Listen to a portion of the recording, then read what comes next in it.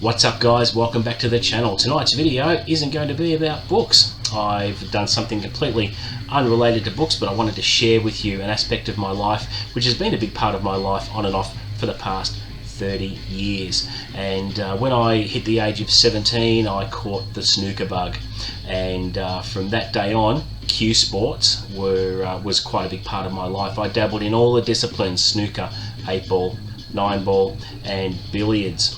And snooker is my favourite. It's the first game I fell in love with. Back in 1993 I came across a snooker magazine in a newsagent, and the reading about the sport just fascinated me.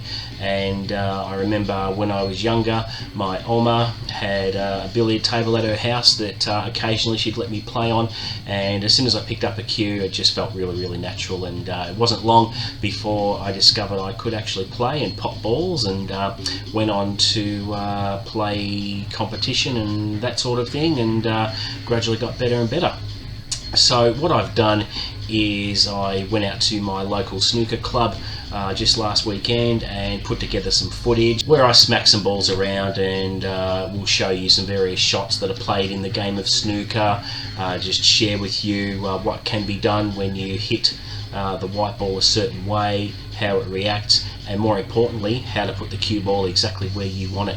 Now, for those that don't know the game of snooker, I'll quickly give you a rundown of how it's played, because I will be running a commentary throughout the shot compilation that I've put together. But essentially, in its simplest definition, the object of the game is to score more points than your opponent. Now, all the balls on the table, there are 15 reds and 6 colours. So the object is to pot a red colour, red colour, red colour, until all the reds are gone. Every time you pot a coloured ball, it comes back out on its relevant spot. Now, when all the reds are gone, the colours are potted in order from yellow, green, brown, blue, pink and black. Now, if you ever watch snooker on YouTube, you'll notice that a lot of the top players play in and around the black down the bottom of the table. So they would play red, black, red, black, red, black, purely because the black ball is worth the most points, which is 7 points. So the more blacks you pot, the more points you score, and if you score enough points and there's not enough points left on the table, your opponent loses, essentially. So what I'll be doing is setting up a few different shots. I'm going to do a couple of exhibition shots for you. I'm just going to do exercises where I'm just potting random balls in no particular order, just to show you how you hit the ball and where you hit the ball to make it react a certain way to get as easy as possible on your next shot. And I'll also show you a couple of what we call splits in the game. It means that if you're potting a red and a colour, red and colour, and you come across a situation where there's no pottable red and you're on a colour, you hit the colour in and then you cannon and spread reds out to create more opportunities for yourself. And to begin with, I'm going to show you how a game of snooker starts with a few samples of the break-off shot, and basically it's just a 10-minute video of shot compilations. I've purposefully edited out all the misses because there were a few misses there. I'm not getting any younger, and the eyesight's not as good as it used to be, but you know, it used to be a lot better when I was younger. These days, you know, occasionally in competition I can occasionally pull out a decent shot or two, but in terms of what I used to be capable of, those days are gone. And when I put this footage together, I was on my own. There was no pressure of having to win a frame or 3, and I was a bit more comfortable in my environment so that I can smack a couple of balls in. Now, a lot of experts that will watch this video would comment that some of the shots I take are hit a little bit hard, and that's sort of deliberate. It's a little bit self-indulgent, but because the footage was made in a pretty large echoey shed, I can't help myself. When you smack a ball in, it sounds like a gunshot and echoes through, and it's a very satisfying sound, so I couldn't help myself. But there's a couple of shots there where I show you what's possible with the cue ball. So there we go, and yeah, enjoy, let me know what you think, and I will see you after this. So here we go with the break-off shot, starting next to the brown. And we're clipping off the reds and coming off 1, 2, 3 cushions, and sitting the white ball hopefully against the cushion, which puts a lot of pressure on your opponent when he comes to the table to make his shot. So I'm going to do another variant here, close to the brown, clip the reds, come up the table, and sit on the cushion. Myself, in a match, I like to open up quite a few reds and at the same time hopefully hide the cue ball well, so it really puts pressure on my opponent. And that's a better one there. The opponent's not going to like that. Positional play here, a red goes in and then the black.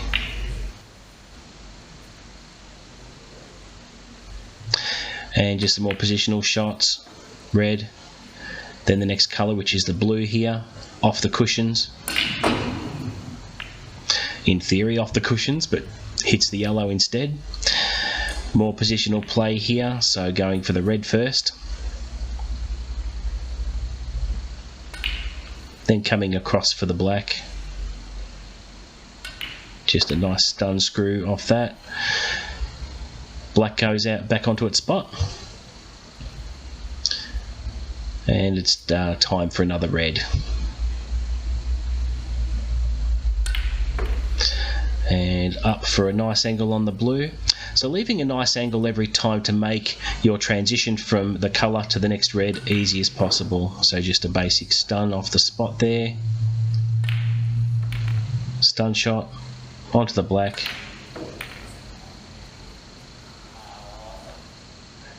Red.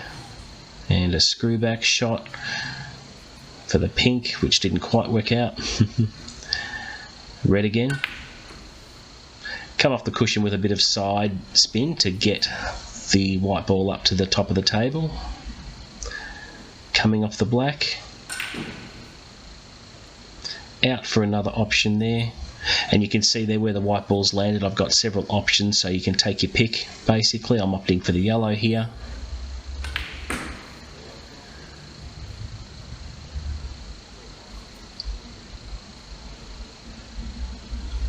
And off this next red.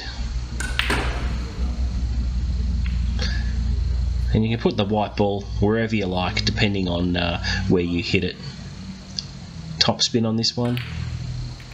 Just to come back up the centre of the table for more options.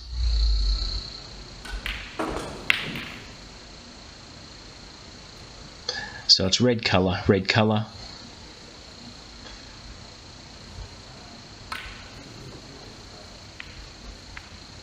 Bit of right hand side there. Top spin, which runs the white ball through. Very, very handy spin to put on the ball in a lot of situations. Stopping the white ball dead with a stun shot.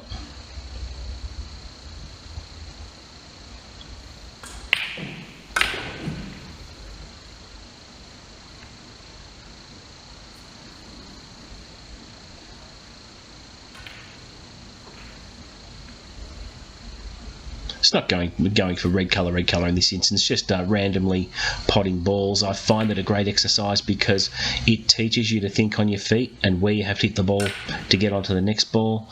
And it had a lot of side spin on that one, as you can see. It's flying off the cushions.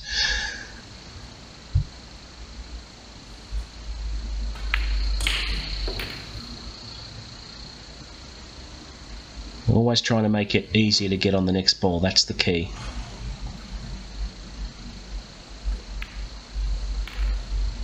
Using that rest took ages to learn how to use that thing, but a very, very handy skill to have. I would say with the rest, the cross rest, you play, I'd say 10% of your shots with that, so it's very important to learn how to use that. So just some more random shots here. A lot of side spin to accelerate the white ball off the cushion to get greater distance with less power. Very, very handy shot. And with that one there, just hitting the ball a little bit below the centre to create the stun effect where you can control it and put the white ball where you want it. always chalking up after each shot because you'll miss cue otherwise.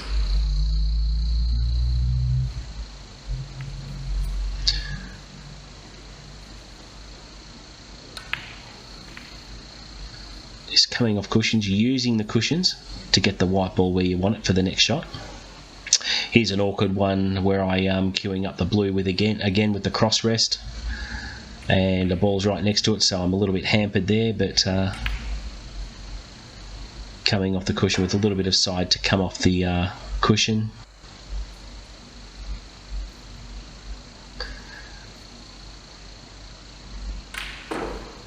Now that was completely unnecessary.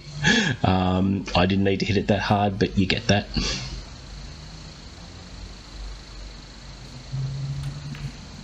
That's a better strength there. Just nice and soft to come between those two reds to come out onto the next one.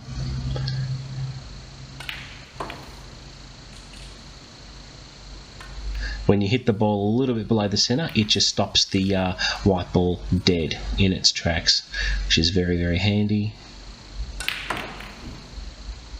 Nearly went in off.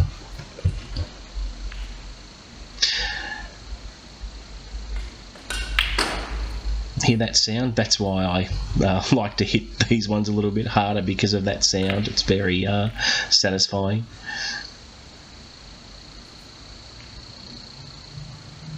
Just always thinking of where I need to hit the white ball in order to get onto the next ball. Just nice and gentle with that one to hold the white ball for the other red. Bit of top spin on this one.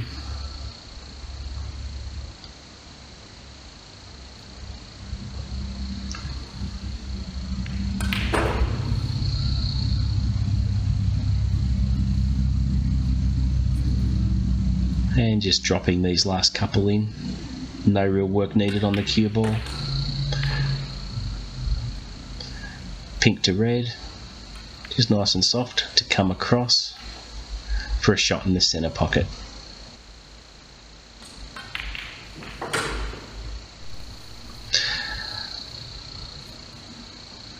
Now this is an interesting shot.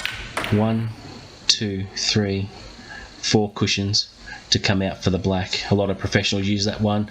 I was actually surprised I was able to emulate that.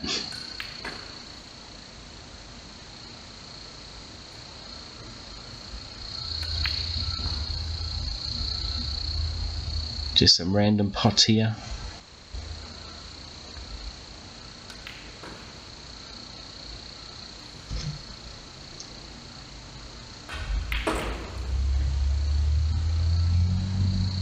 Just using the cushions to come up for the next ball.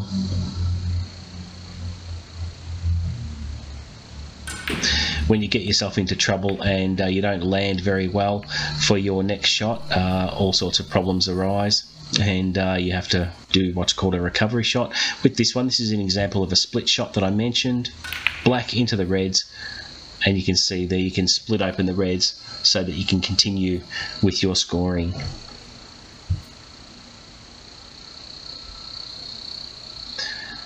Red up for the blue. Just getting a nice angle. See, when you're at an angle, to get on your next shot, it makes life a lot easier.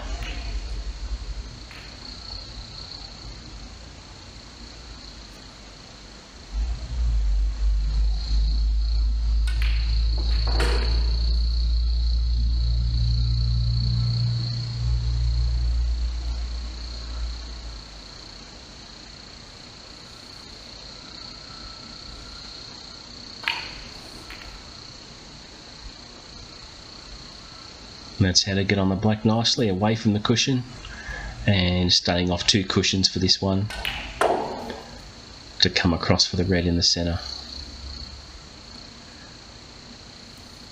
And I didn't show the next shot because I ended up missing that one.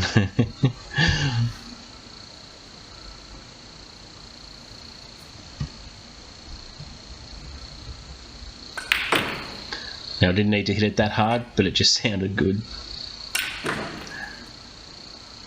And I try not to hit the balls too hard in competition.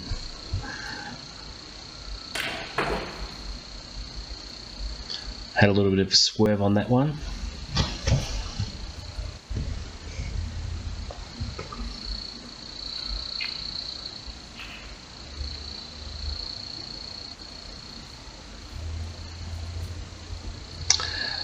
I'll just drill this last one. There you go.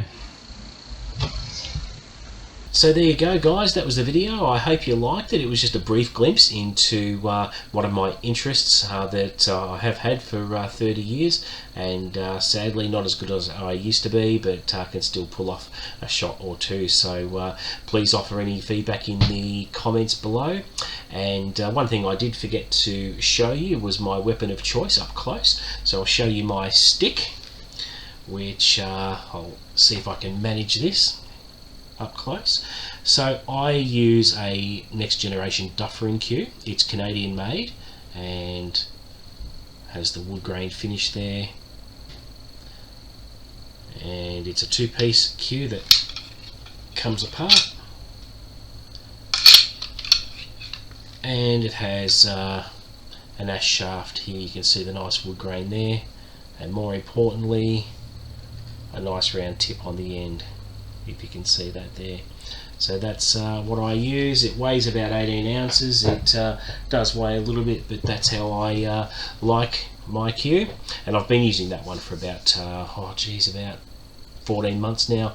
I had been using a lighter cue up until that point, but didn't really like it.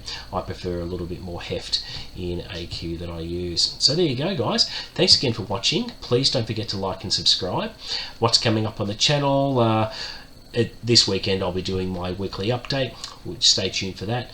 And I haven't locked it in completely yet. I'm thinking of doing my reading vlog next week for Swan Song by Robert R. McCammon. I'm really looking forward to that. I've got a clear enough schedule at the moment in my TBR where I just finished a book earlier tonight, as a matter of fact.